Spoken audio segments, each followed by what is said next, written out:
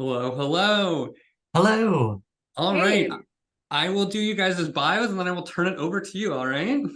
All right. So, Amy is an American software engineer and recent Jeopardy champion. Following an impressive 40-game winning streak, she became the most successful woman ever to compete on Jeopardy. She is second all-time in the show's history, trailing only Ken Jennings.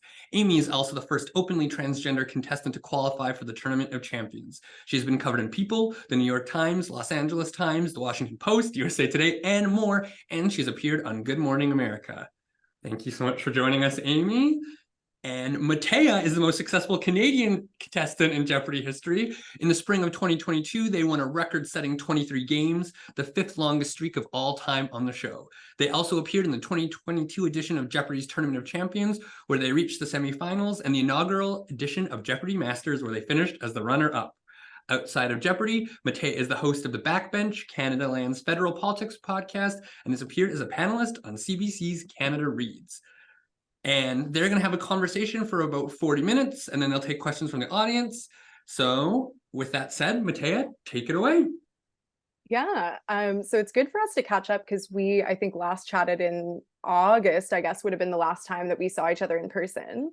Yeah, in Vegas. Yeah. Yeah, Vegas, which feels like about a million years ago. Yeah, I know, Um, right? yeah, no, this year, I think there have been too many events in this year, in my personal opinion. Too many events in the world and also too many events in my life. Yeah, please remove some. I am not a Yeah, crackpot. I would like less events next year. So I want to start off with the end of your initial run on Jeopardy as a point of departure. I'm Mhm. sure pretty much most people in the audience are familiar with the story of how you got on the show, have seen some of your other press, or have watched other interviews perhaps where you've talked about it. So we've both been through this experience where, you're on the show, you're expecting maybe to win a couple games if you're really lucky. And then by some, coincidence, like weird twist of fate, we end up in a position where there's now all of these other opportunities that just open up that are Mhm. sometimes difficult to sift through. And so my first question is, like, how have you been over the past 2 years? Because I know the second anniversary of your first game, I think, airing is tomorrow. How have you Oh been yeah. making, yeah, I know, right? It's weird. I was like looking up the date. Yeah. Time flies. How have you been making choices, like, in general, about what you do with your time? And then more specifically, what made you decide, now's the time I want to write a memoir? That's a great question. My instinct is to answer poorly. I've been making my decisions poorly. I had a meet I set up a meeting with a former boss of mine that was like the founder of a startup. And he gave me two pieces of advice, one of which was you need to take social media very seriously and you need to make a mission statement. And it seems like bullshit, mission statement, blah, blah, blah, but it will help you because you have to make so many decisions and you need to be able to go back to what are my core principles. And I did not follow either of those pieces of advice. And I wish I had.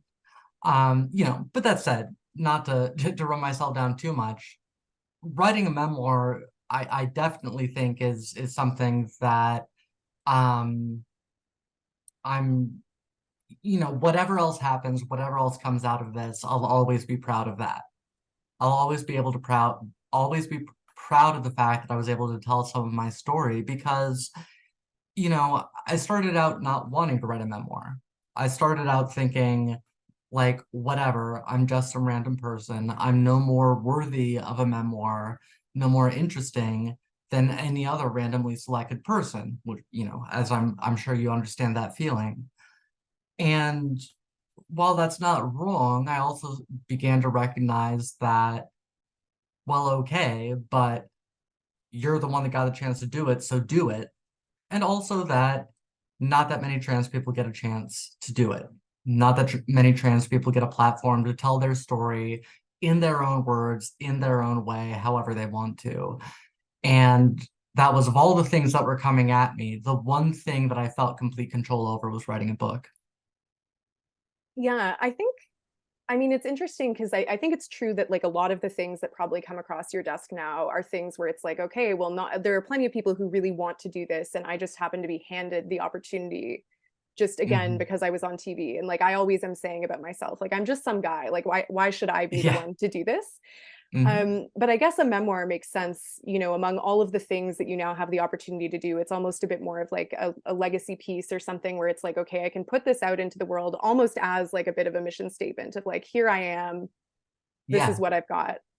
Yeah, Yeah. absolutely. No, I mean, really, one of the most impactful moments of the whole process was when, excuse me, I got my author's copy and I opened it up, and on the page with all the small print, I was like, oh, there's an ISBN number. Like, and this is in the Library of Congress. And this is like, in some sense, part of humanity's permanent record. And I've done something, you know, as somebody without organized religious belief, without a clear understanding of what happens after death, you know, I have made some kind of impact, and I can just hold on to that. Mhm. So I know for me, like I just recorded like a radio whatever that's going to come out in a couple weeks talking about memoirs because I like love reading memoirs. It's one of my Yeah. favorite genres of thing.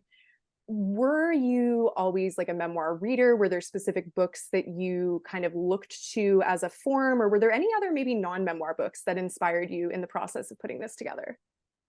Um, you know, like as I think about it, like I never have thought of myself as a memoir reader. I've definitely read and enjoyed a fair number. Um, the one that jumped into my mind just now was one that my fifth through eighth grade teacher, Mr. Wright, read to the class, called Walk Across America. That was about this dude in the 60s that like gets fed up with society and drops out, and he's like, I'm gonna walk from the Atlantic to the Pacific, and he becomes a born again Christian on the way and all this sort of thing. But like, you know, I was really into that at the time. But definitely the most influential book for this memoir was A Supposedly Fun Thing I'll Never Do Again, the David Foster Wallace essays. The way he wrote just felt like, reading his essays always felt like he was talking directly to me and cared about exactly the things I cared about. And, you know, I so regret not being able to talk to him and argue with him about some of the things he said. Yeah. I think one thing that really struck me, I have not really read barely any David Foster Wallace, which is like a problem that I'm planning on resolving soon. But the one thing that did strike me reading your book is like it felt very conversational. Like I felt, and it helped, I suppose, that a lot of the stuff in it was stories that I'd heard you tell me, and we talked through the process of you submitting your first draft. So I was like, oh Yeah. yeah, this is pretty much how she said it verbally as well. But even the things that were new news to me, I was like, I feel like I'm hearing it in a very distinct authorial voice. It didn't feel like Mhm, you were trying to be overly literary in a way that's not natural. And I mhm. thought that that was really interesting. And I think the Yeah, chapter that for me like really did that the most, sorry if you like cut in if you have go stuff to say. go ahead, go ahead. I was going to say the chapter about what it's like to have ADD, I think was like really interesting because it was a bit of a break in the format from the other chapters where you were doing this like stream of consciousness almost style of writing of like, this is what's going through Yep. my mind as I'm sitting here trying to write this chapter. No, I mean, that's absolutely, to me, that's the chapter where I figured the book out, you know, like writing that chapter, um, you know, as depicted in that chapter. But it's when I became comfortable with writing about myself and putting my thoughts on the page. Um, that was really the thing that unlocked things, because I felt like I was being very, you know, I felt like I was being very much a David Foster Wallace imitator, as many, you know, young white men who went to college in the late 90s were. I felt like, you know, and I felt, you know, just very like that I was being, I don't know, performative or whatever. But once I let myself go and I did that, I was like, okay, well, whatever. I am or I'm not, but this is what I want to do. And it just unleashed something, and it made the rest of the book come so much easier. And I was going to say too about like, oh, these are things you've heard me say before. I really have to say, if you write a memoir, it's gonna mess up your conversational mojo for like at least a year or two. It's like constantly now, every time I'm talking to people, I'm like, oh, well, you know, and then I'm like, oh, you read that in my book already. That's, I can't talk about that. My stories are useless now. Well, one thing Yeah. I found really funny actually in the ADD chapter is like you have this whole thing where you're talking about being at the, you rented an Airbnb to try and get some writing done, and you're like going through the records at the Airbnb, and it totally derailed your whole evening. And you're talking about, I was texting all these people about the records. I was reading, I think, like the galley copy before your book was Mhm. actually published. And I was like, oh my God, I got those texts about the records. And like it also totally ruined my whole evening because then I started going through my record cabinet at home. Yeah. Yeah. Yeah. So that was quite No. funny. Yeah. But I mean, is that not crazy? Like, Yeah. she Oh, was the dating a crystal. skier. Anyway. Yeah, no, everyone, if you haven't read Amy's book, read the ADD chapter. You'll go down like the Crystal Gale Wikipedia article rabbit hole, like we both did. Yeah. Well, that was actually kind of something that I thought about reading your book, but also just in my experiences, meeting so many people that have also been on Jeopardy, whether it's people that I met during my original run playing against them, or now Mhm. doing things like Tournament of Champions, Masters, where we're like meeting people who've also been quite successful on the show. Have you found like, I definitely feel like when we're all together and there are conversations, the amount of people just like speaking in long paragraphs telling you information is like quite extreme. Yeah. No, 100%. Like, I guess I hadn't really noticed it because it feels so natural to me. But yeah, as I think about the green room with Wheel of Fortune pinball and whatnot, like, yeah, that's exactly how it is. Yeah, I think I know, and it feels normal to me as well. In a lot of my conversations, like I'm very lucky to have a lot of friends like outside of people that I've met through the show, people that I went to college with and stuff, who are very similar in that mode. Like we'll have Hmm. conversations where it's like, okay, talk for 5 minutes uninterrupted, but like I really feel like I've learned something at the end of the day listening. And I think the Yeah. thing, yeah. Well, I mean, I think, like like my mom called it the life of the mind, and that's something that's always stuck with me. I think it is just about one of the greatest things we can do as human beings is communicate our ideas to each other, like tell each other these interesting thoughts that we have. And I think that that's, you know, it's something that I think about, when I'm doing something with a library, which is not a tech startup and is not it's not a solar energy plant and it's not something that is in STEM, but like none of the STEM stuff does any good if we can't tell each other about the ideas we have. And I think there's something beautiful about it. And I think it's nice like to see people get so excited to share information as well. And like that's a commonality I've definitely seen among people that I've met through Jeopardy. I remember like I think this was at the Masters taping that got canceled. We all went for drinks in the hotel bar because we were like, we don't have anything to do tomorrow. Yeah. And I heard a song on at the bar that was like from one of the David Byrne and Brian Eno collaboration albums. And I just like talked for 2 minutes at Matt about it. And I was like, wait, he did not ask me about this. Yeah, no, you definitely did. And I do not care about David Byrne at all. And Yeah, like your music tastes do not align with mine, but like no. I was into it, Like Yeah. I want to, if somebody's interested, I'm interested. Well, yeah, no, exactly. And that's the thing is you start to see all these connections. And I think that that's something that I saw like in your book. There was a lot of sort of bouncing between topics and chapters, but there'd be certain recurring themes that would come up. I would see it in the structure of each chapter. And in this ADD chapter specifically, there's like this connectivity between ideas that seem at first maybe disparate, or you see, once you learn about something from somebody that you're friends with or a coworker, you see it like come up everywhere. Like we Mm. talked about Master and Commander one time in the spring, and now it's like all of a sudden Master and Commanders everywhere. And I'm like, okay, I'm like remembering more things about it now. Yeah, Master and Commander has always been everywhere. Oceans are battlefields. Get with the program. Yeah, the But the OG movie about Napoleon for those who have not been familiarized with Master and Commander. yeah. Um, so I wanted, to cycle back to the book and not engage in the exact sort of like rabbit holing that we're describing in this chapter about ADD.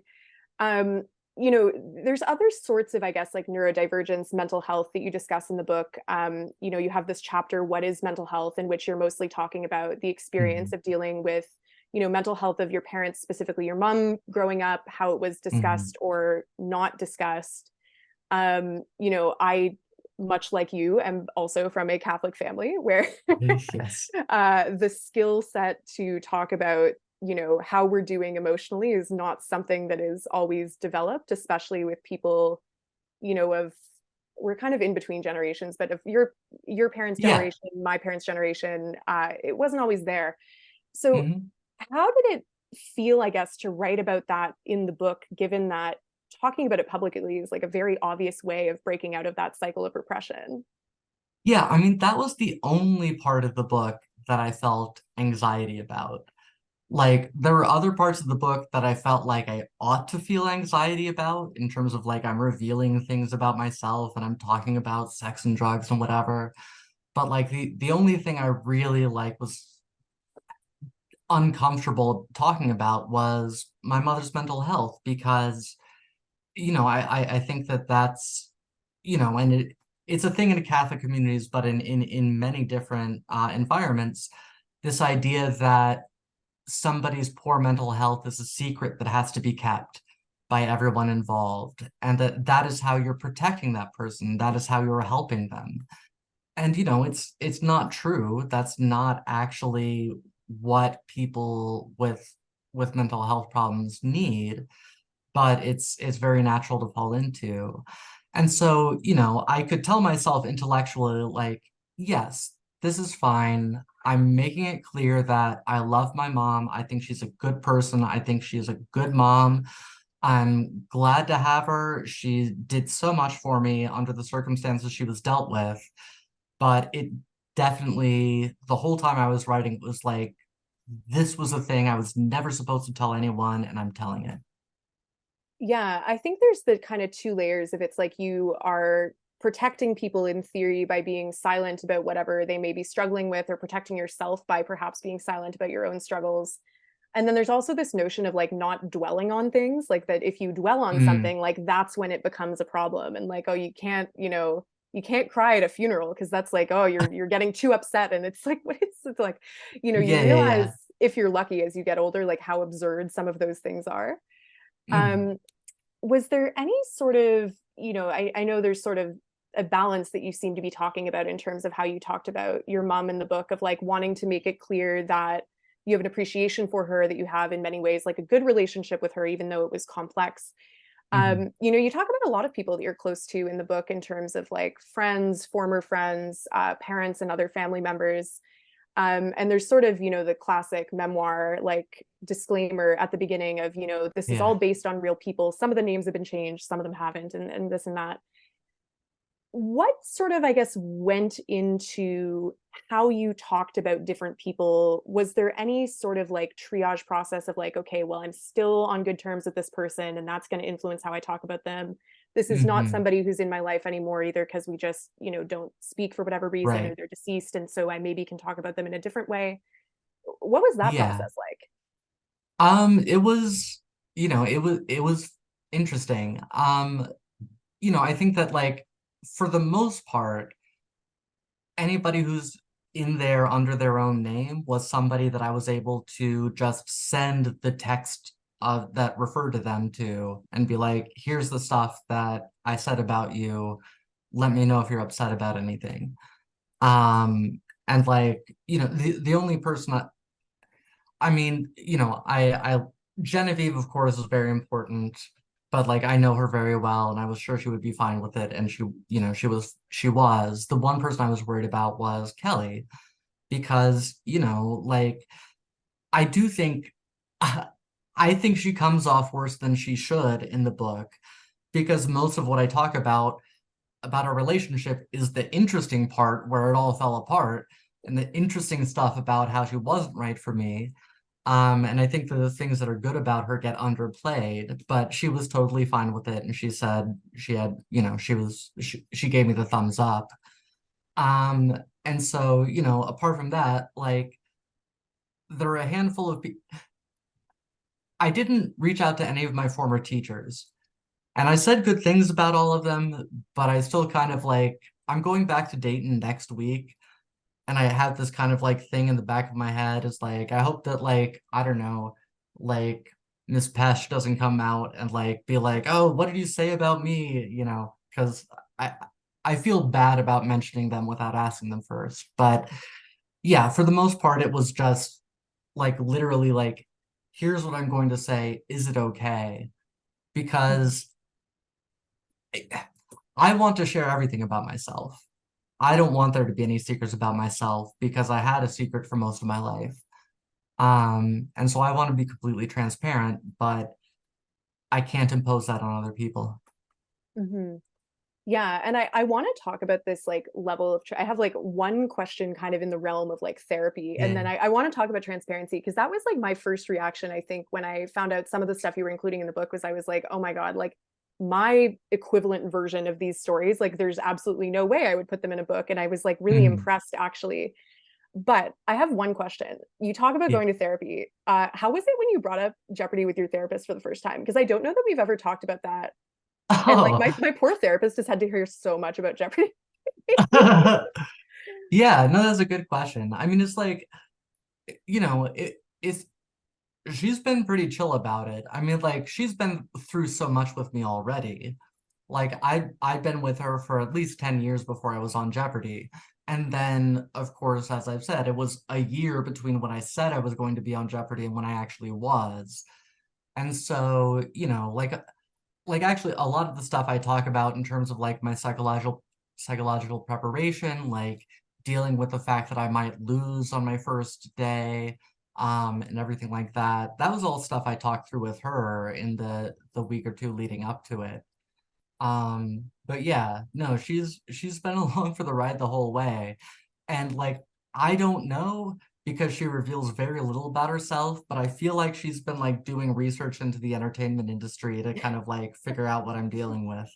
And as you should not know very much about her. I feel like that's like a one-way mirror that should really stay a one-way mirror in Yeah, terms of no, I mean that's relationships and my therapists. feeling. Other people disagree, but like I've been with this woman some 15 years and I do not know if she has a romantic partner or children or anything. Yeah, I know. I've had my same therapist for 5.5 years, and I cannot tell you a single fact about her really beyond her name and like maybe one or two other things that you get from Google. But I don't Google her. I'm like, that's none of my business. She can have her life.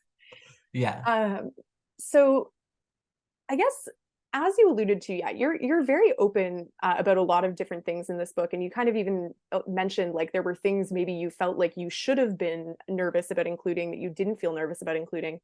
Mhm. So I would say in terms of like books written by former Jeopardy champions, this is definitely like the sex, drugs, and rock and roll book by a former Jeopardy champion. So Yeah, I guess, yeah. you weren't nervous about speaking about drug use, speaking about, having been in an open marriage, speaking about losing your virginity, like all of these very like taboo to speak about in public topics. Mhm. I guess my question then is like, why were you not nervous? Yeah, no, I mean, great question, and it's one I asked myself. I mean, I think that like, part of it was like I suddenly became famous and everybody like loved me. I was getting all this attention and adoration and I loved it. And I was like, oh no, they only know the sanitized version of me. What if they find out about the drugs and the sex and everything? And so to an extent, like it wasn't bravery to expose these things. It was like protecting myself. It was like, I'm gonna put it all out there. So now there's nothing that can be exposed about me that I have to worry about. Mhm. So, that was definitely part of it. But I think, that I think mainly it was about like my my philosophy is that like I'm willing to stand behind everything I've ever done. Not that it was necessarily the right thing, but I know why I did it at the time. It was the best decision I could make with the information available to me. And like, okay, um, you know, so what? So I've done drugs, so I've had sex, so I've done this or that. Like, I don't, you know, why I just don't want to be ashamed about anything. That's kind of again the Catholic upbringing. I've had enough shame to last several lifetimes and I'm done with it. Mhm. Yeah, and I think that there's something very compelling about this notion of like it's almost like a coming out in a way, in the sense of like you've had to make certain deliberate decisions. And I think there's also something to when you come out in like later, not that you came out like super late in adult life, like I know people that have come out as trans, like in their 60s or whatever. But I think there is like a very clear difference between people that come out when they're kids or when they're like even in their early 20s versus people that like have a career. They're, you know, they're married. In some cases, people come out, they have kids, right? It's almost like the level of deliberation and the sort of shift that you have to engage in order to make the decision to come out and live your authentic life. It's like almost a bigger choice at that point, right? Like the stakes feel somewhat higher, I think, for some people. No, I think that makes a lot of sense. I mean, I think that like I had invested a lot of time and energy into my life, into building it into what it was. And it wasn't bad, you know, I had done a good job of building up my life as, you know, the man that I was, you know, with my fucking t-shirts and the Converse All-Stars and whatnot. You know, and so there was more at risk. You know, it was yeah, I mean it was a project I'd spent a lot more time on, whereas, you know, in my early 20s, like I was constantly trying out new ways of being. And so like any one thing would have just been throwing out a project I'd just been working on for a year or two. Yeah, I think like one thing that I guess came to mind for me is like a lot of queer and trans people will talk about the sort of like second adolescence that they have after they come out. And that can be at any age, right? It can be in your 20s, it can be in your 30s, 40s, even onwards, where it's like you are in this phase of like trying a lot of new things. And that was kind of what I got out of like, okay, well, now I'm experimenting with drugs post transition. Yeah. It's like, okay, well, why not? You know, it was, I think Yeah. you were actually the first person I've met who like openly has admitted to doing drugs in their 40s. Like I guarantee I know other people who have, but you are the only person to date actually I can think of that has like told me in conversation. I'm I'm proud of that. Yeah. Breaking Yeah, many no, barriers. Yeah.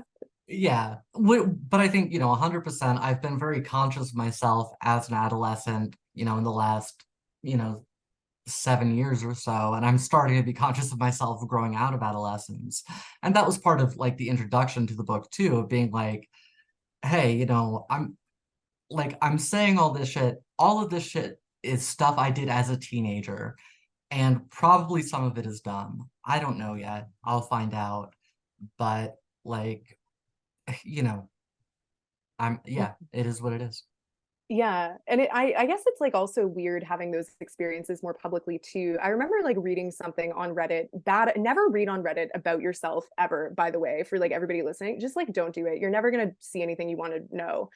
But somebody at the end of my original run who was like, oh, I feel so, it was very weird. It was like, I feel so bad for Mattea. Like they're so young and like they're going to become older and one day be very embarrassed about how they conducted themselves on TV. And I was like, yeah, maybe, but like I think I'm doing the best I can with the tools that I have in the toolbox. Like Yeah. frankly, Yeah. yeah, you know, like Yeah. and that's true of everybody. Everybody's just doing their best at all times. Yeah. No, I mean, I think it's like nobody should be embarrassed about their past selves. We should all look at our past selves and think that they're dumb. Mm-hmm. You know, Well, because if not, then we're haven't gotten any smarter. well, But yes, like, there's yeah. nothing to be embarrassed about. Like, Mm-hmm. you No, were if just you, a kid back then, yeah. last Mm-hmm. Thursday or 5 years ago or whatever. Yeah, no, I remember like one of the best pieces of advice I've ever been given was like I think I was 16 and I was at a bachelorette party for my aunt. It was the second marriage for both Love my it. aunt and uncle, so it was like a very family affair, these bachelor and bachelorette parties. And one of my older cousins was like, I was about to go to college the next year, and my older cousin was like, you know, Mattea, like you're going to go to college, you're going to think you're so smart and you know everything, and then eventually you'll turn 19 and realize when you went to college you were very stupid. And then you'll be 21 and you'll realize when you were 19 you were actually also very stupid and like didn't know anything. And she went on with just like escalating ages that I would be and look back and realize that my past self had been dumb, and it was totally true. Yeah. Yeah. Yeah. Yeah. So I guess one thing in terms of like I guess why people might think you would have been concerned about being so open about these Mhm. experiences of like, you know, the sex, drugs, and rock and roll of it all is like you have ended up in a position where, whether you like it or not, you are sort of like a representation for a lot of people of like the idea, the platonic ideal, if you will, of like what a trans person is. Yeah. So I guess, like, did that factor at all into what you did or didn't include in the book? And like, how do you navigate that? Because it's definitely, like, from where I Yeah. stand, it feels like a challenge. Yeah. I mean, I think that, you know, the thing about it is, as a trans person, that's always what you are. Every room you walk into, you're the representative of trans people in that room. And so, you know, to an extent, I was like prepared for it, by that experience. And, you know, it didn't affect what I decided to include and what I didn't, but it pushed me in the direction of, you know, authenticity, exposing more, saying more, like revealing more, because, um, you know, trans people are trans people are the same as everybody else, it turns out, you know, and to, you know, again, this like resistance to feeling ashamed of anything, to act like, you know, to act like my having done drugs, my having had an, you know, picturesque sex life or anything else is a bad look for trans people. Like, the hell it is, any more than a cis person having those same experiences is a bad look for cis people. It's just my experience. And I wanted to show it in, you know, as many dimensions as I could. Yeah, and I think that kind of circles back to the sort of like being open and honest about things, like before you can get like found out, so to speak. It's like you remove a bit of the scandal, I suppose, from it if you're just upfront about these things and say, you know, like I was very. This is what I find funny is like people that are like, you're such an inspiration for being on a television show. I'm like, I went on there to maybe win some money, like you know, Yep. um, like that's all true, and it's an and also. It's not like an instead. It's not like a you can do ketamine or you can go on Jeopardy. Like in fact, you can do both things.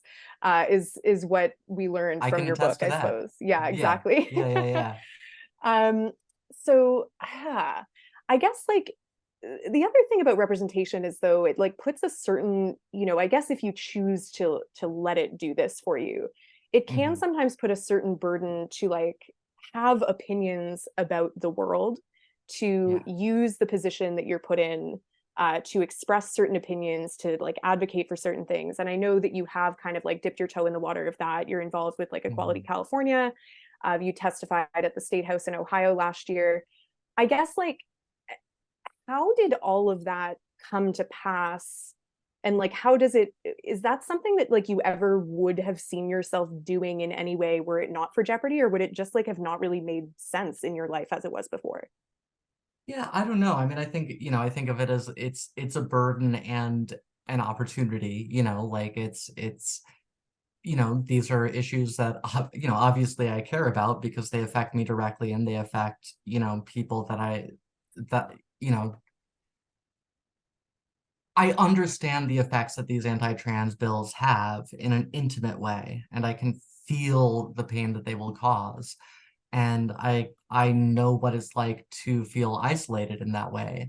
And so on the one hand, it's an opportunity to be able to have these things going on and not just to be sitting in my apartment in Oakland as I was before and being like, oh, wow, Trump won. Shit, that sucks, you know, and like what can I do? Um, but it is a burden as well because, you know, this is not this is not how I want to spend my life. I don't want to be like fighting with horrific people, you know, all the time. I just, you know, I moved to the Bay Area to not be around the sort of hateful people that are behind things like this. And so it's definitely, you know, I don't have an answer to it. I'm like, you know, 2 years in, still trying to figure out what the answer is to how do I take advantage of the opportunity and how do I ease the burden at the same time? Mhm. I'm gonna kind of, I guess, like delve back to some of the more spiritual content that we were talking about earlier. Because just Uh-huh. like talking about, you're like navigating what you're gonna do going forward, thinking about the future, like still very much in a period where, like, I assume this is true for you, because now like enough time has gone by since we were on Jeopardy. It used to feel that like there was a huge gulf between your shows aired in like the fall and winter, and then mine were in the spring. And now I'm like, that was all the same time. Like Yeah.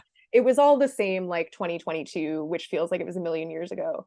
I imagine that you're still like, from when we last caught up, like in a position where you're having to make a lot of choices about like, what does your career, I say in heavy Yeah. air quotes, look like going forward? How do you want to spend your time? What are your priorities? One thing that you talk about in your book is that you have like in the past turned to tarot and used that as kind of like a framing device for certain decisions, or to like, I guess, help achieve clarity maybe about certain things. I guess like, just I would love to hear a little bit more about like, did you do that at all in the process of writing this book? Like since the book has come out and you've been kind of hmm navigating, well, I know I read some press somewhere you were thinking of doing like a middle grade version of it. You have other like things that are on the back burner that you're trying to figure out like how they're going Yeah. to go. Yeah, what's your relationship with tarot been like lately? No, it's like, well, man, I'm killing myself because like for the past few days, I've kind of been in a rut and frustrated trying to figure out what I'm going to do. And among the things I've been not doing to get out of the rut is giving myself a tarot reading. I keep telling myself, like, do that. Give yourself a little like jolt and inspiration to get out of it. Um, so, you know, it's still a part of my life, and like I'm so annoyed because not only would it have helped me out, but it would have helped me out with this question right now. I could have told you about the tarot reading I gave myself today if I had done it. Um, but and it's still what it has always been, a way for me to connect with other people. Mhm. Which is the thing that, as a famous person, as you understand, um, you know, it becomes not that it's harder not to overstate things, but it changes the way that you connect with new people. And I find tarot a way, in my new life as it was in my old life, to get past the initial awkwardness and get into stuff. Mhm. Yeah, it's very, as Carly Rae Jepsen says, it helps you cut to the feeling. She was so real for that. I guess like, one thing that I found interesting, so I'm more of like an astrology person than I am a tarot Mhm. person. Like I have a tarot deck. I don't really ever do readings. I'm always like, oh, it'd be a good idea, but then I like haven't made it enough of a practice that I can do it with any kind of speed. Like it always just takes forever, and I'm like, oh, this feels like homework.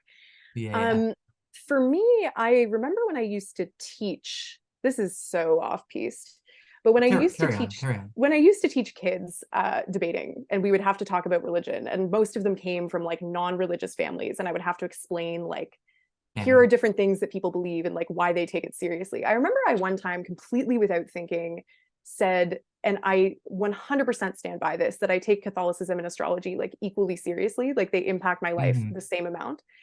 And like I think that the way that it came off was that I think they're both a joke, which is exactly the opposite of what I meant. I was like, I think that these are hmm both actually really helpful tools for me if I like use them in a way that is useful in my life for making decisions and like analyzing hmm situations.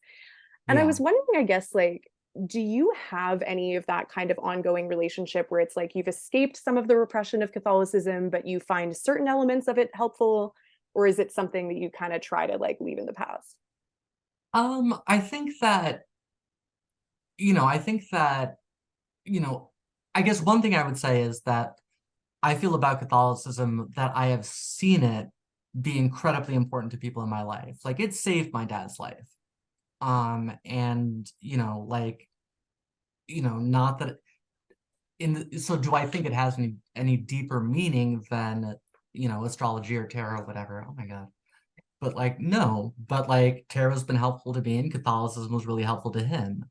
Um, there's things I actively avoid about it, which is its own sort of tribute to it. But there are things I think that stick with me. I think the main one being the idea that perfection is impossible and that we're always going to fail to be our best selves. And that's okay. You just, you go to confession, just in your own mind if you're not actually Catholic, but you can always be like, okay, I screwed up. I wish I hadn't. Moving on. And that's something that I really appreciate about Catholicism, as opposed to the sort of like saved versus unsaved paradigm of some Protestant faith. Mhm. I think the one that I always found the kookiest was like Calvinism, where they're like, it's actually just all predetermined anyway. So like nothing you do matters. I was like, Yeah. why would I mean, anyone believe this? So I'm genuinely sorry if anyone's like a Calvinist who's watching this event, but like explain it no, to I me in mean, the chat. I've never gotten it. it's fascinating to me because, like, on the one hand, like, it is sort of the inevitable implication of there being a God at, a final judgment at all. Like, the idea that we can like change things, surely he does control everything. And I also am fascinated by the fact that Calvinists like were the political liberals of the 16th century that underlay our entire society now, and all of the sort of liberal democracy values I hold dear, while at the same time being Calvinists. Yeah. The last thing that I was wondering, and this has completely nothing to do with anything that's in the book, but does sort of have to do with this idea of like tarot, astrology, spiritual practice. Have you ever like done any dream interpretation? Is that like something that you're ever engaged in? I haven't. I've been for a long time, and this was I did some stand up for a bit after I transitioned, and that was one of my jokes, was that like since I came out, I have dreams now. Not like hopes and ambitions. I'm 40, that's done, but like I actually have dreams, because I genuinely for most of my life never remembered my dreams at all. And it's only been since I came out that I do occasionally. And I've kind of like tried at times to like, I don't know, like it's the ADD thing. I'll get all excited about lucid dreaming for like a day and a half and then do nothing about it. Um, I did dream the other day that I read an article on defector.com that Shohei Ohtani was going to sign with the Cincinnati Reds. And my interpretation of that is that Shohei Ohtani is going to sign with the Cincinnati Reds. So that would be great. Is this a real article that was written, or was it just an article in the dream? Nope, just an article in the dream. Because I read an article when I was awake that he was in Toronto. But I didn't really look into it because I was like, if it's important, like someone I know who watches baseball will tell me about it. Yeah, that's true. Yeah, that's interesting. He's definitely not going to sign with the Reds, just to be clear. Yeah, just to be clear. I feel like if I want to know about what Shohei Ohtani's up to, I should like ask Andrew He. Like he'll tell me the Shohei Ohtani news that I want to know. You're absolutely correct on that.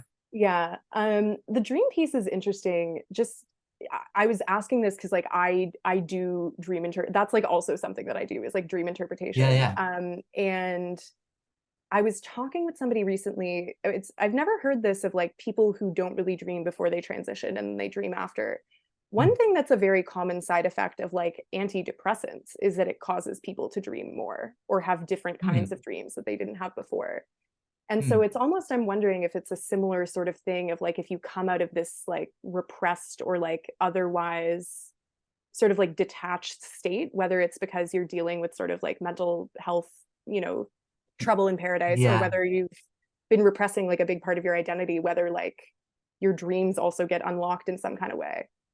Yeah, I mean, I think it's, the sort of theme of the book and the original pitch that didn't come through as strongly in the end. I mean, it was there, but it was just like, I know all this stuff because I've been so fascinated by the world and wanting to know everything. And I also, for the first 30 plus years of my life, did not want to know what was going on in my brain at all. That was like off limits, and so like, yeah, like what was I dreaming? None of my business. That's not, yeah. Yeah, no, I feel that, where sometimes I wake up and I'm like, can you quiet down up there? Like I'm trying to sleep. Like, yeah. So on that note, which again has completely nothing really to, well, I guess it doesn't have completely nothing to do with the book. You tied it back very beautifully actually to the original pitch of the book. Maybe we have a dream interpretation like guidebook that you produce next. We have a couple of questions in the Q&A. I would encourage anybody from the audience, there's not a ton of questions in the Q&A, so if you have things that have been kind of like brewing, percolating, whether it's stuff that we touched on in our conversation so far, whether it's something that's just like another burning question that you have not been able to ask me or Amy, please go for it. The first one is, if you could say or ask one thing or ask one question to Alex Trebek, what would it be? Because we both did not get to meet him. Yeah.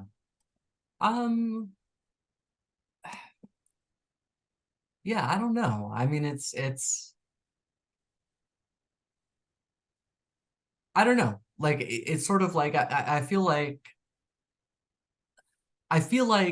I know Alex Trebek as well as he wanted anyone to know him. You know what I mean? Like he was an open book up to whatever chapter he decided, and you know, and not beyond that. Like I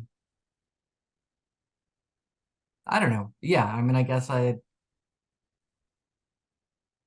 don't know. I guess I could probably ask him some things about like recent updates to the Jeopardy format and what he thinks about them and all that.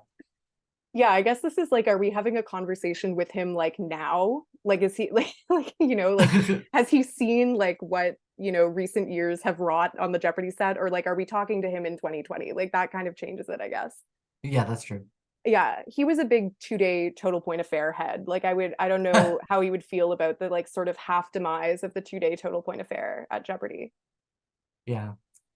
Well, I don't Um, want to know because I'm not a fan. So yeah, the 2-day total point affair. We have a question about your audiobook, which I know the answer to, but I'll read it aloud anyway. Does Amy narrate the audiobook version of her book? I'd love to hear her tell her own story. Amy does. Definitely. And I was very excited to do it. You know, like I've done a lot of like podcasting and stuff. I like reading books aloud in general. I do it for Genevieve sometimes. I do it to myself when I'm by myself and high and read a really good line of dialogue, and I just like try out different readings of it and everything. And especially in this book, you know, there's a lot of like, you know, humor in this book. There's a lot of things where I'm like, I mean, anytime I'm writing, whether it's a book or a text message or an email, I'm always like, wait, are people getting what, you know, like, are people understanding this? Am I getting this tone across? So doing the audiobook was a great chance to be like, okay, here's what I meant. Here's how I meant this to be. Hmm. And you know, it went really well. They didn't have me do many like retakes, and then I listened to the audiobook and I was like, you know, I could have tightened it up some. Like it could have been, you know, there's a few things I wish they would have let me like redo that line here, or like I could have like, yeah, there's a pause here that shouldn't have been there. Yeah. I spent 7 years editing a podcast. I like, you should have looped me in. Yeah, it's so weird, like, listen, because we both are like people with podcast experience. Like, I now Yeah. also do podcasting, and sometimes I listen to myself back and I'm like, now why did I say that like that? Or also, I don't do my own editing, right? Because I like work for a company. So sometimes I'm like, I feel like you could have been a little bit nicer to be in the edit. Yeah. Yeah, Yeah. no, that's like so much experience doing my own editing, and to have the editing out of my hands is like it turns out to be a frightening experience. Yeah. So we have a question from, I'll start reading people's names, I guess. A question from Carly. What is each of your favorite books? Um, I mean, I don't know, like Moby Dick is one I always go to.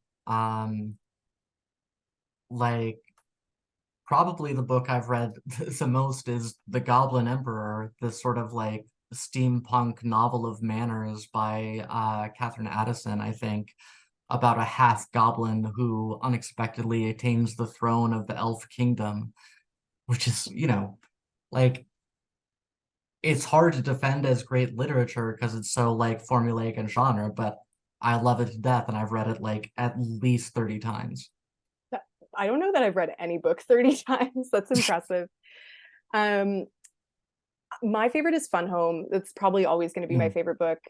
So that's for folks who aren't familiar with it. That's Alison Bechdel's graphic memoir. she talks about, it's sort of set over 3 time periods: her childhood, her early 20s, and then sort of the adult Allison, reflecting back on her life.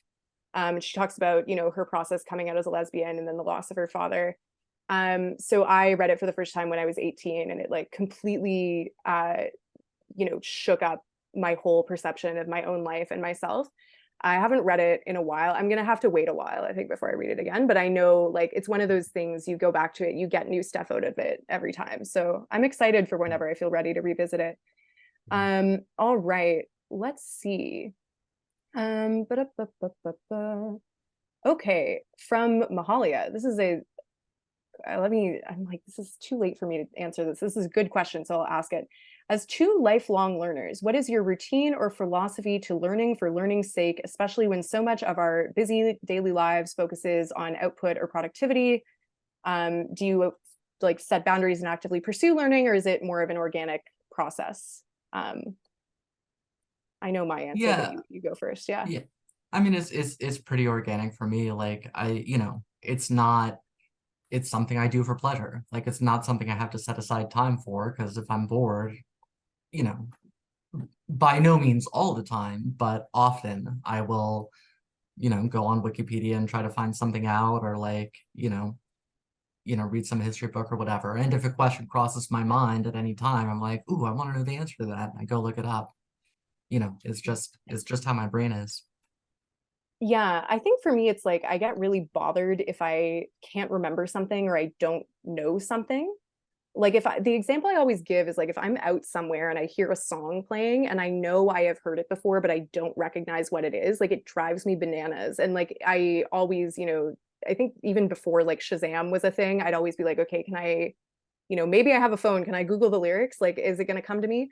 That sort of thing. Or like not remembering dates, like just that sort of drive to want to know more, and like the irritation if there's something that's kind of just within your grasp, I think is a big part of it.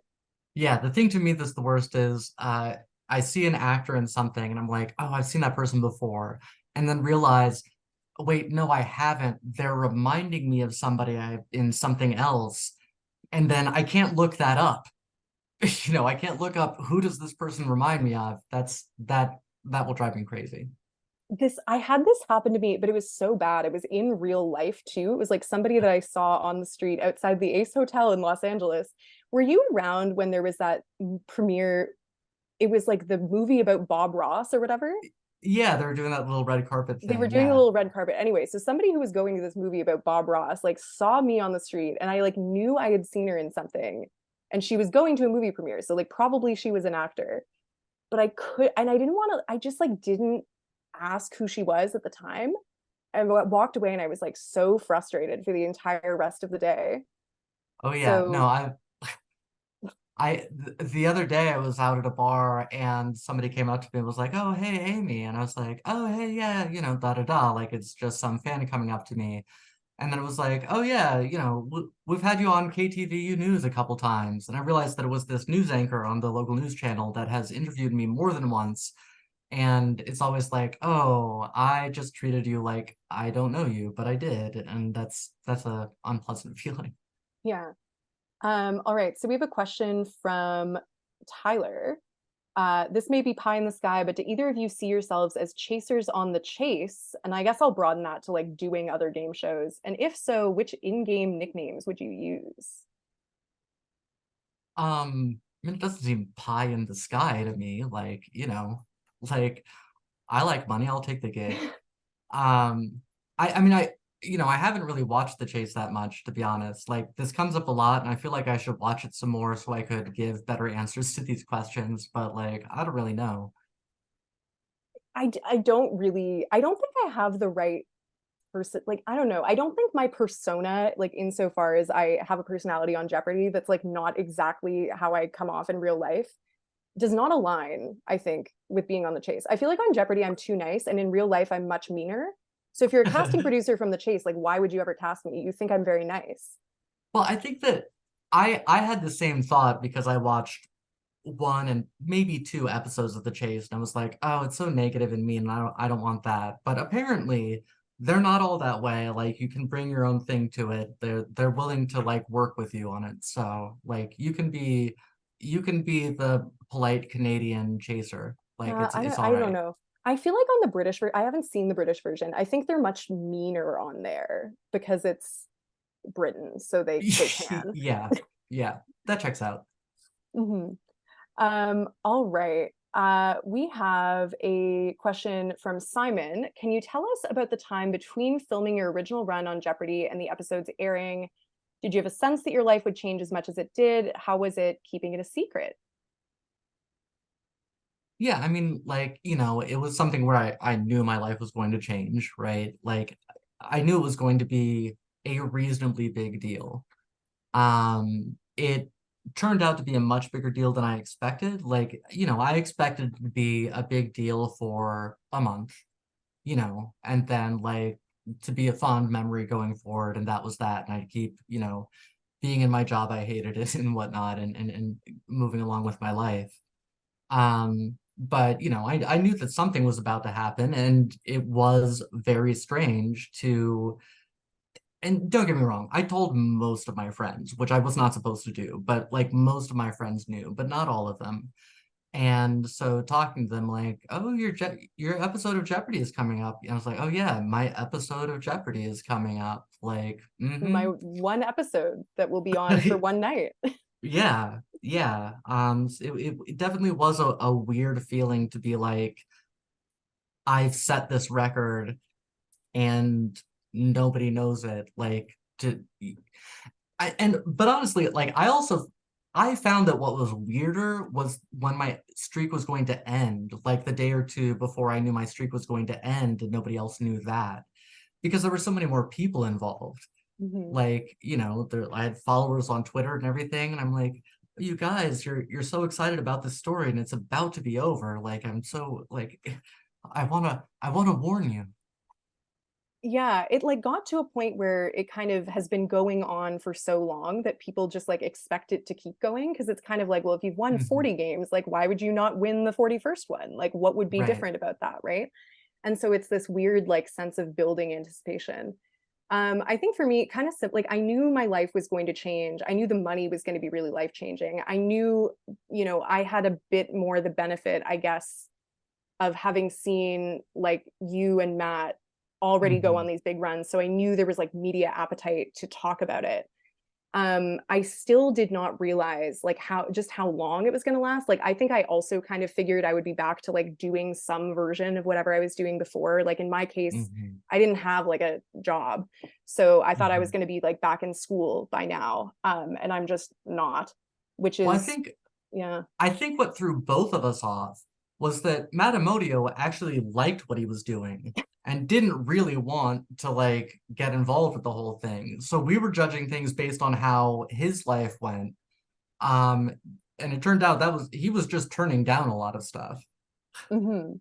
Yeah, that was interesting. I think like meeting him and then like Chris Panullo also was this way where they were like, yeah, Mhm. we're like happy with how our lives are going. And then like, you get other people where it's like, in my case, I wasn't even like particularly unhappy. I was just like, I don't really know what I'm doing because I was, if there's one thing I was famous for, it's that I was once 23 years old. Um, I'm gonna like die. I'll hopefully be quite old, and they'll be like, Mattea Roach was once 23. Um, Yes. right.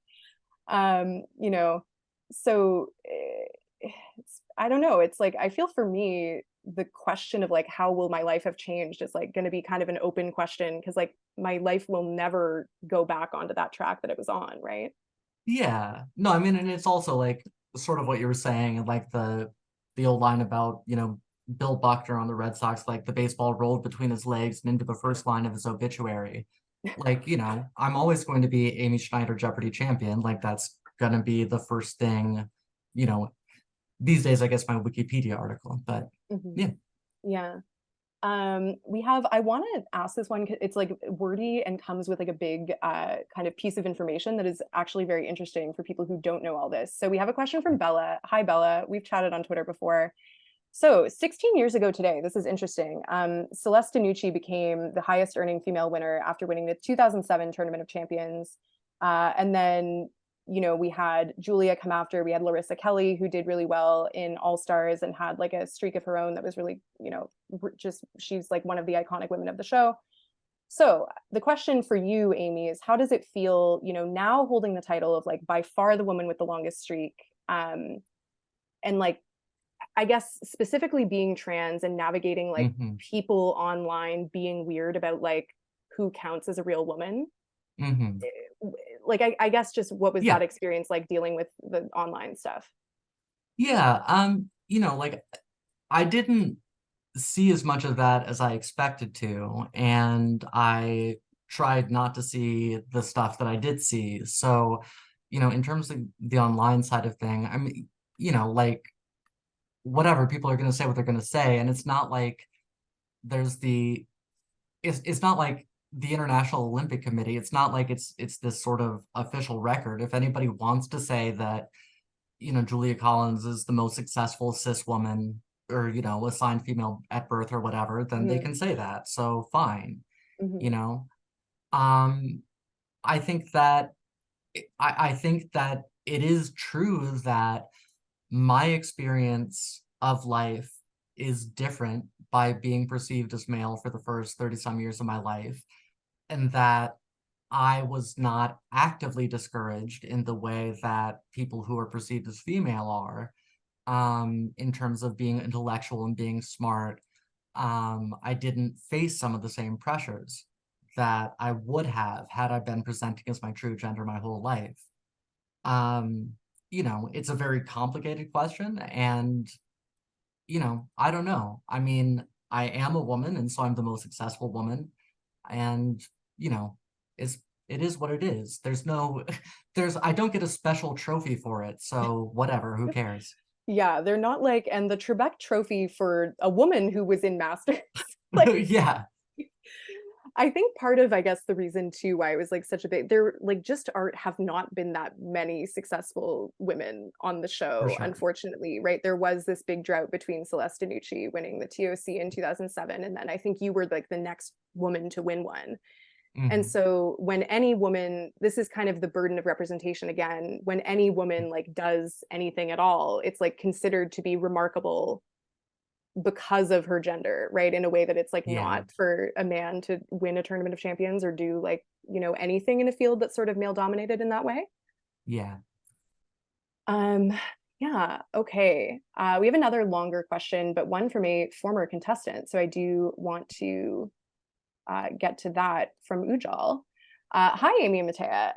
Thanks for the chat. I happen to be on Jeopardy in between both of your original runs. Given that it's a game of millimeters full of what if and if onlys, how did you deal with those, you know, both positively and negatively, and in the context of all the additional attention you received? Did you find a way to feel gratitude or any resentment, spicy, for your experience on the show? You know, mostly I've just been like, whoa, man, crazy. Just about the fact that, you know, Andrew, he remembers that Manhattan is an island, and my life is completely different. And that was something that was random and outside of my control, and it could have gone the other way.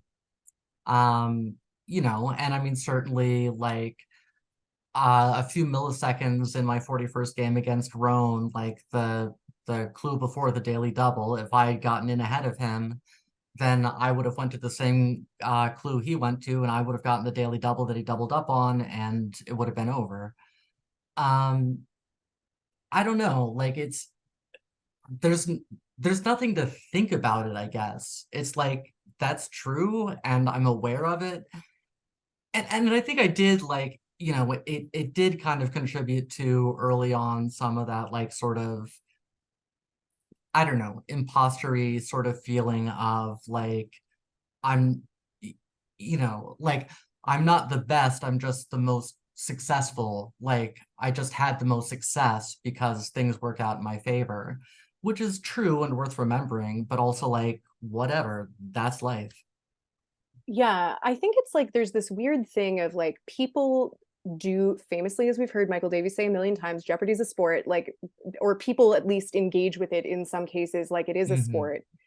But then the thing of it is like in sports, you just have so much like more data to work with when you're engaged in like any sort of discussion of like, well, who, you know, is going to win in a certain matchup, or who's really a better player in this and that, right? In Jeopardy, it's like, you know, I think something like 75% of contestants who appear on the show, you know, if we kind of leave aside this season where it's been a lot of people returning, 75% of people only appear in one game, right? Historically, because I think the returning champ wins about like half the time, and that, you know, splits the difference. You split the difference between the other two contestants. You have like a 25% chance of winning as a new contestant or something like that.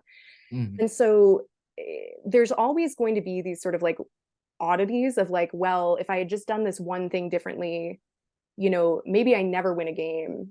Maybe I win the game that I lost, and then like how much further can I go? Or like in tournaments, right? Like maybe I do this one thing differently, and that shifts the balance of how a final goes, right? It's like, I think the thing that's interesting about Jeopardy is like, unlike in sports, you don't have like years of practice of like preparing to deal with people analyzing these sort of like millisecond decisions and these like small things that really affect how games go. No, it's Jeopardy. You don't get a chance to learn from losing as you do in any actual sport. Like in any actual sport, you play the games. Sometimes you get your butt kicked and you like learn from that and you move on. But in Jeopardy, you're just done. Yeah. Well, exactly. Like even in the days of like the 5-game limit or whatever, where people would retire undefeated, it's like, well, they make you come back for the tournament, and most people are going to lose in the tournament at some point. So, you know, how do you deal with it? It's like you really do just have to have this kind of like radical acceptance of what happens in games. Because also so much of it is totally outside your control, right? In terms of like categories, in terms of who you're playing against, and what they choose to do. You know, do I have gratitude? Of course, a lot. Like my life has changed a lot. Do I have resentment? I'll save that one for my therapist. No, not really. It's not that serious. All right, we'll do 2 more. One from Lucy. As Jeopardy champions, what would be your one piece of advice to wannabe Jeopardy contestants? You know, I think, I don't know. I think that like the most important thing I did was to, you know, like divorce myself from the outcome going into it and just focus on do my best, have fun, whatever. And so like, you know, and in my first game, I got way down early on and it was like, it looked early on like I had no chance, that Andrew, he was just going to run away with it. An experience I've had many other times since then, and oftentimes he has. And, you know, I was able to be like, okay, whatever. I knew that might happen. There's no reason for me not to do my best. So, you know, in terms of like the competition itself, go out there and have fun. Like, as Mattea just said, you're probably going to lose 75% of the time. So, like, go out there, do your best, and experience it. Like, just experience it. That's the main thing. Yeah, I think that's something that the contestant coordinators usually like tell you, particularly if you're there for the first time. They're like, you know, it's going to go by so fast. So like try and be as present as you can when you're there. I think in terms of like my advice for people that are not yet in a position where they've been cast on the show and have to do mental prep, it's like a lot of people seem to have this hang up of like they don't want to take the anytime test unless they feel like they're really ready. Like there's this whole weird thing of like, oh, I don't want to waste my eligibility at the wrong, like as though you can really plan for these things, right? The odds of getting on the show are slim on any given occasion when you try out, just because of the number of people that are trying to also get onto the show, and the number of available slots, right? And so this whole notion of like, I need to really like gamify and maximize when I go on, I've always found a little bit perplexing, because the best time to be on the show is when they call you. And the way you maximize your chance of getting called is by auditioning as often as you are allowed, which is like once a year. Although I think you can do it as often as you want now, which I think it's like twice. They have something where it's like you can do it whenever in the year, but you can only do it like at a 12-month interval or something. So people y'all like should look that part up. Yeah, that's not our. Yeah, why am I doing John Barra's job? Like, but yeah, I mean, like, you know, I auditioned over a dozen times, and I was, you know, I was good enough to have been on the show every one of those 12 times. And, you know, it just took that long before everything lined up for me. Yeah, and then I had kind of the opposite experience where I Right. auditioned once and got on the first time. But I think like the reason why my piece of advice is just like audition whenever you're able to is because like by anybody's estimations of like when the strategic time to go on Jeopardy is, I went on too early. Mhm. But like there's no way, like it's ridiculous to say, you know, oh well, if only I'd waited until when I was in my 30s, like who knows, like no, of course not. Like there's no universe where like waiting Right. longer probably results in a better outcome. Right, because at the same time, you know, if you did wait until your 30s, then maybe you know, don't get on 12, 15 times in a row, and now you're in your 40s, and maybe it's not the optimal time anymore. So, Yeah, yeah, exactly. Yeah, the optimal time is when they call you, and so you want to yeah. maximize those opportunities. The last question I wanted to ask, and this is kind of a weird question to end off on, but I just thought it'd be nice. This was actually the first thing that got submitted, and it was tell us about the moment you first met each other. And I just thought that was a cute ending question. That's very nice. Um, was it in Vegas or was it No, it was in no? Toronto because I didn't come to Vegas the Right, first year. I got right, right, scared. I right. got scared of my emails, and I did not go to game show boot camp last year. That's right. Yeah. No, at the coffee place. Yeah, yeah. Um, Yeah. yeah. So Amy and Genevieve were in Toronto for TIFF, and it was like the week I think before we were going to tape the Tournament of Champions. Hmm. And so I had not met anybody that was going to be in the TOC field at that point because I hadn't like played against anybody. I didn't live in the same city as anyone. Right. And so yeah, you had reached out and been like, "We're in town. Let's get Yeah. coffee." Yeah, definitely. Well, because you know, when the question was asked, I was like, I remember when we first like, you know, DM'd on Twitter. Like Mhm. that's what I remember. Um, you know, and like vibing like that. But yeah, no, we got coffee and you know, we were cool. And it was Mhm. I think I mean, because like there's something about talking with somebody else who's been on Jeopardy that is just, you know, regardless of the person, is great. And then, you know, talking with somebody that was also like a queer person on Jeopardy was doubly so. Mhm. It was really good. Yeah, and it was nice because you know you go to these tournaments or these tapings, and it feels a bit like you're going to summer camp.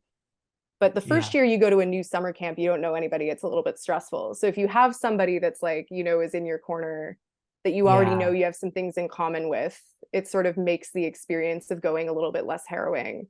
And now, of course, like whenever either of us go down, it's like, well, we know everybody, Well, right. Yeah. right? It's We're like, we're the counselors in training at this point. yeah, no, exactly. All right. Well, that's all we have in the queue for questions for now, I believe. So Yeah. Well, thank you so much, Amy, and thank you, Mattea, for being with us here tonight.